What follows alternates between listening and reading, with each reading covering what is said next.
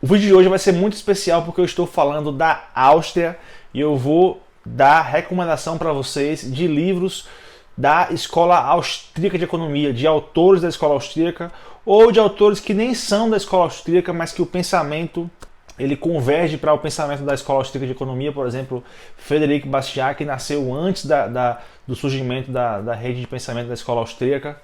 Então são livros de pensamentos de liberalismo, pensamentos libertários, enfim, pensamentos anarcocapitalistas, se você quer estudar e entender um pouco mais sobre esse tipo de assunto.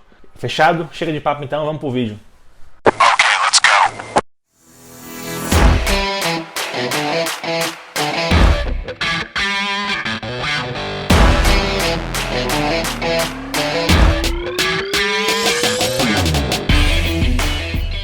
Fala aí, seus capitalistas selvagens, seus libertários, seus ANCAPs desse mundo, beleza? Meu nome é Jorge Gonzaga, muito bem-vindos ao meu canal. Aqui eu falo majoritariamente sobre economia, finanças e investimentos. Como vocês já deram para entender, a minha filosofia de pensamento com relação à economia, eu compartilho do pensamento da Escola Austríaca de Economia.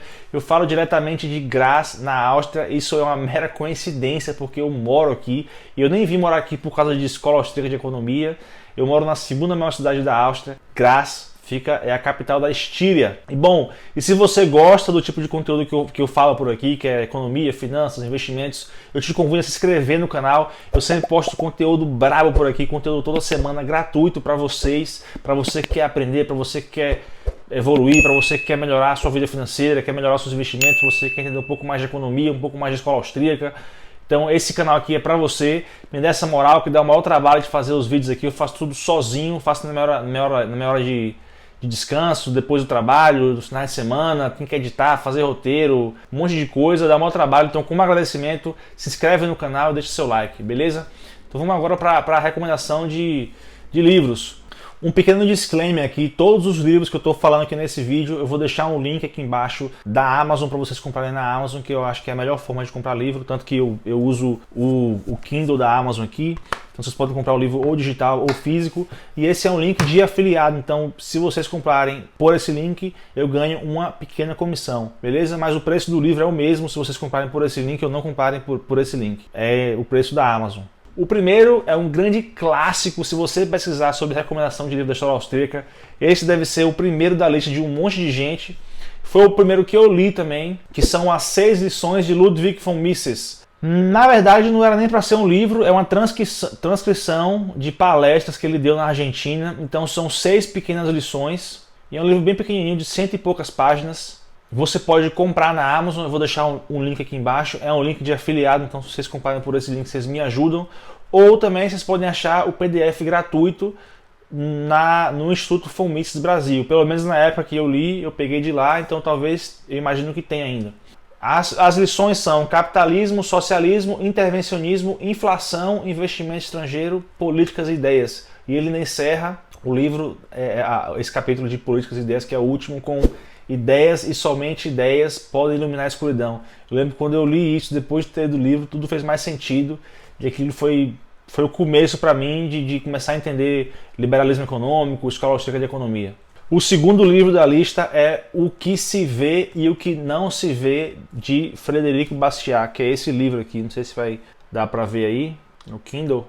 Bom, esse livro, esse autor, ele é francês, ele escreveu. Ele morreu antes do surgimento da escola austríaca, mas é chocante como ele já entendia a importância de propriedade privada, entendia a importância de não intervenção governamental na economia, como ele entendia todos os conceitos que posteriormente a escola austríaca foi passar para a gente.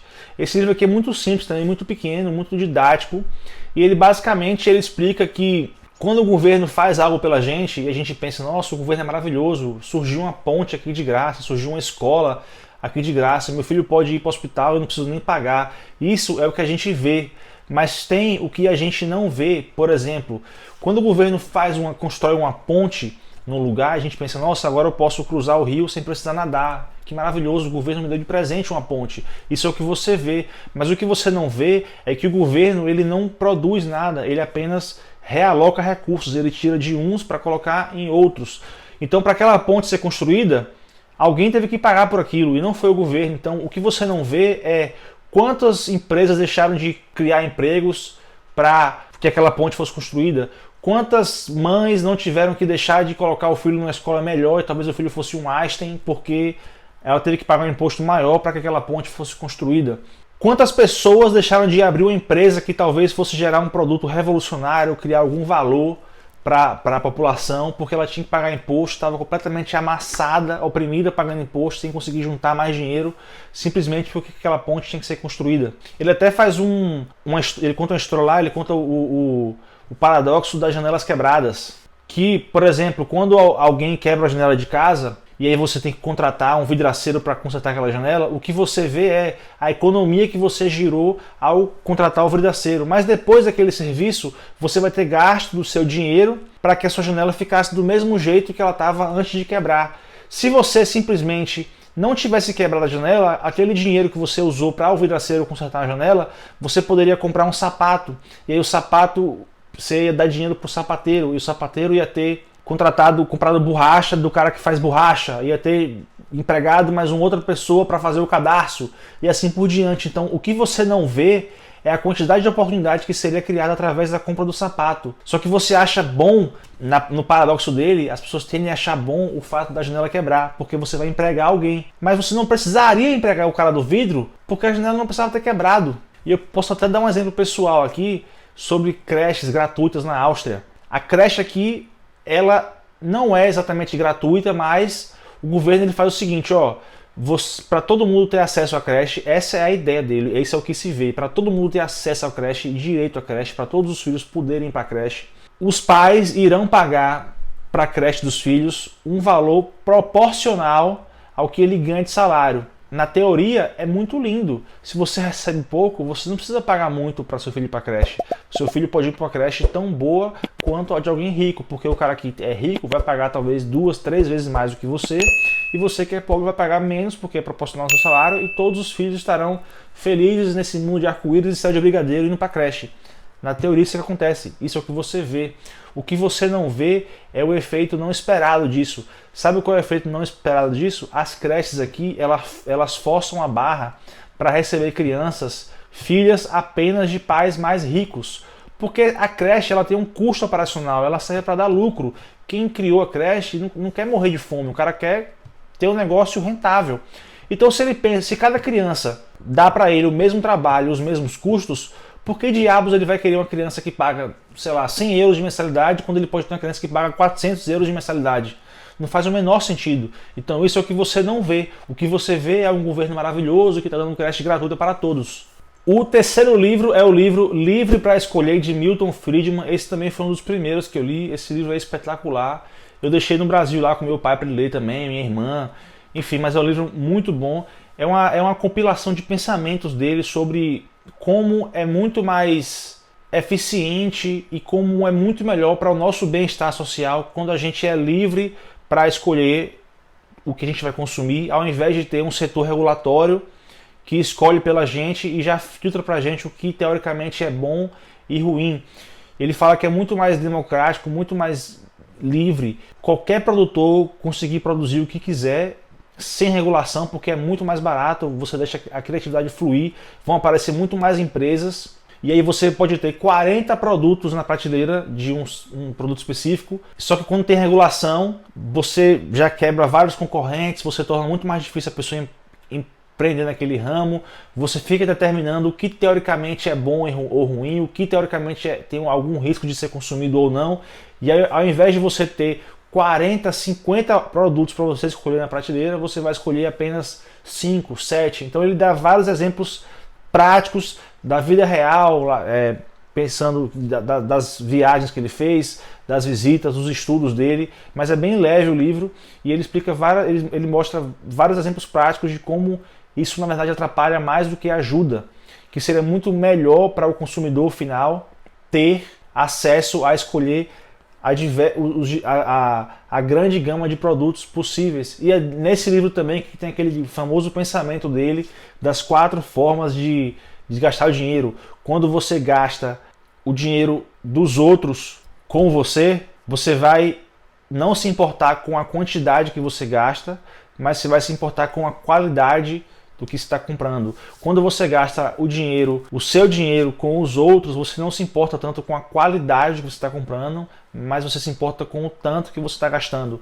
Quando você gasta o seu dinheiro com você mesmo, você está pensando na qualidade que você está comprando e no quanto você está gastando. Essa é a forma mais eficiente de gastar dinheiro. E a forma mais ineficiente de gastar dinheiro é a forma que o governo usa, que é quando ele gasta o dinheiro dos outros com os outros, que aí ele não se importa nem com a quantidade que ele gasta e nem com a qualidade que ele está comprando.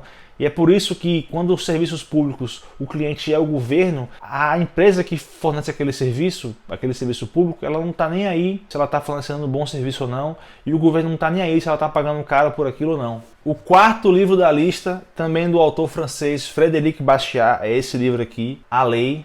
Tomara que esteja dando para vocês enxergarem a capa aí. A capa bem provocativa. Enfim, ele também aqui mostra que a nossa lei natural é dada por Deus e nós basicamente temos 3 direitos fundamentais, que é o que o pessoal chama de justnaturalismo, que são os nossos direitos naturais, que é o direito à vida, o direito à propriedade e o direito à liberdade.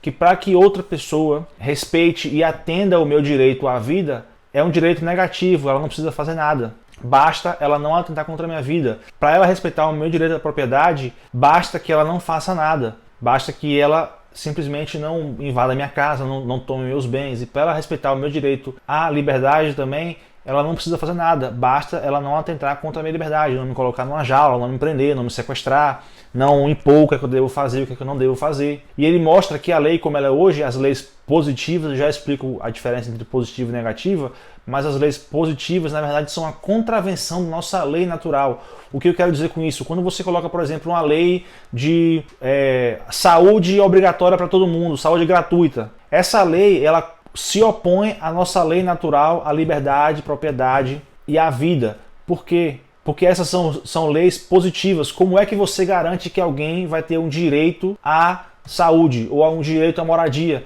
Você vai ter que contratar médicos, vai ter que formar médico, vai ter que contratar uma construtora, vai ter que comprar material para fazer um hospital, e aí sim você vai garantir que as pessoas tenham saúde gratuita. Mas como que você faz isso sem obrigar os médicos a irem atender? Aí você fala, mas não é obrigatório, o médico ele recebe um salário para ir, ele está indo porque ele quer ir. Tudo bem, mas o dinheiro que você vai pagar aquele médico vem da onde? Então você está tirando o dinheiro de outras pessoas para pagar aquele médico, por mais que aquelas pessoas não necessariamente serão atendidas por esse médico. Ou seja, você está subvertendo o que deveria ser a lei. Você não está respeitando o direito à propriedade privada, que é um direito negativo, ou seja, como é que você respeita a propriedade privada? Basta você não fazer nada. Quando você coloca uma lei de direito à moradia gratuita, esse é um direito positivo. Como é que você garante que a pessoa vai ter moradia gratuita? Você vai ter que extorquir dinheiro de alguém, ou você vai ter que escravizar alguém para obrigar essa pessoa a pagar pela casa de outrem. Então ele fala que a lei, como é escrita hoje no mundo democrático,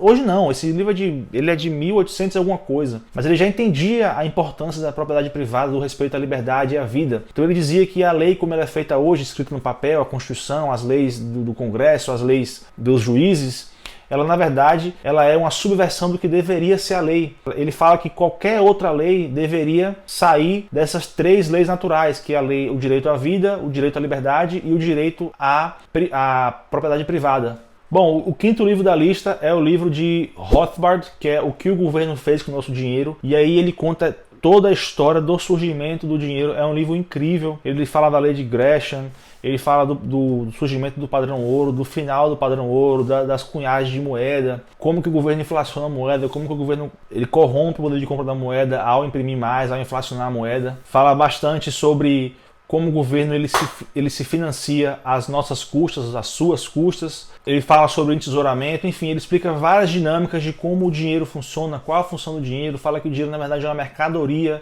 que tem, como qualquer outra mercadoria, a televisão tem a função de te entreter, o livro é uma mercadoria que tem a função de te ensinar, o poste é uma mercadoria que tem a função de iluminar a rua, a arma é uma mercadoria que tem a função de atirar, a moeda é uma mercadoria como qualquer outra que tem a sua função específica, que é servir como moeda de troca, como reserva de valor e como unidade de conta. E ao ler esse livro você vai entender várias coisas de como o governo ele simplesmente arrebenta com o nosso direito à propriedade privada e o nosso direito à liberdade ao tratar o dinheiro como ele trata. E daí ele conta toda a história do dinheiro, explica também por que é interessante para o governo obrigar você a transacionar apenas com a moeda estatal. É por isso que os governos não gostam de Bitcoin. Inclusive, se você entender esse livro, você vai entender muito mais qual é a importância do Bitcoin e de criptomoedas em geral também. O sexto livro da lista também é do mesmo autor, Rothbard, que é o livro Anatomia do Estado. Eu acho que eu tenho esse livro aqui no Kindle também, deixa eu ver.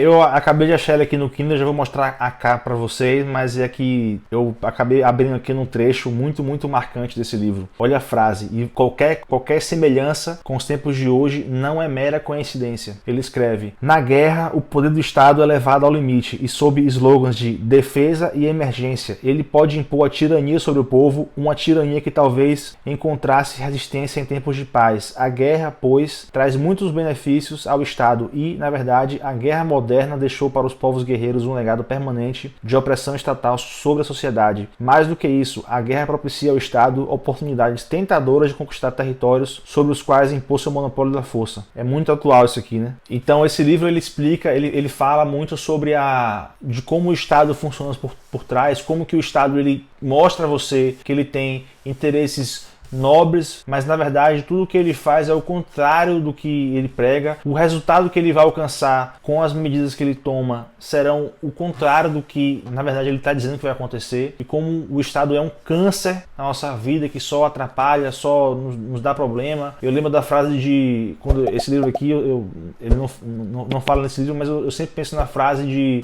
Ronald Reagan, o ex-presidente americano, que ele dizia: as piores palavras que você pode ouvir: eu sou do governo, eu estou aqui para ajudar. Que normalmente o que vai acontecer é o contrário. Você vai ter a sua vida, de alguma forma, a sua vida vai estar piorada quando o governo está tentando ajudar você. E só porque eu prometi, a capa do livro é essa aqui, ó. A Anatomia do Estado. Os livros que eu não estou deixando no capa é porque ou eu li em PDF, ou eu passei o PDF para cá e aí não tem capa nenhuma, ou eu li quando eu estava no Brasil e aí ficou por lá, deixei para minha família, porque enfim, livro é pesado para trazer em mala. O sétimo livro que eu vou recomendar para vocês, esse é um livro maravilhoso, é um livro clássico, não é um livro pesado de ler, a história do livro é bacana, só que ele tem mais de 1000 páginas, sei lá, 1600 páginas.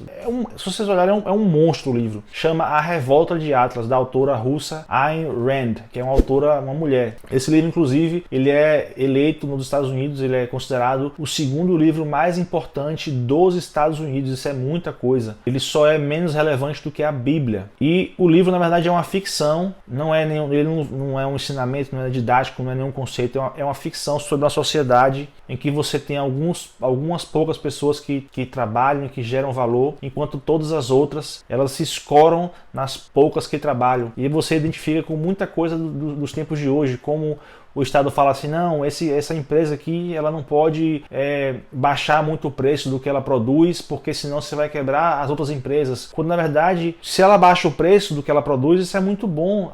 A sociedade, a população vai conseguir consumir mais barato. Então ele vai mostrando na ficção esse corporativismo, regulações estatais que teoricamente servem para proteger a população, na verdade só atrapalha. Então ele vai mostrando como que as pessoas que de fato trabalham, que geram valor, os empresários, os empreendedores, como eles vão cansando e como vai sendo um martírio para eles sustentar todo mundo nas costas. Essa que é a mitologia do Atlas, por isso que chama A Revolta de Atlas. E aí tem eu não vou dar spoiler, mas tem um cara muito importante no livro chamado John Galt, e um dos questionamentos que o livro faz o tempo inteiro quando tem questões sobre isso, de governo atrapalhar, de como o governo deveria funcionar, o que o governo deveria fazer, eles sempre perguntam: quem é John Galt? Quem é John Galt? Se vocês lerem o livro, vocês vão entender o que essa pergunta tem a ver com a história. Inclusive no meu Instagram, na minha bio do Instagram, tá lá escrito: quem é John Galt? Então quem já leu o livro e chega no meu Instagram já tem certeza que eu sou um cara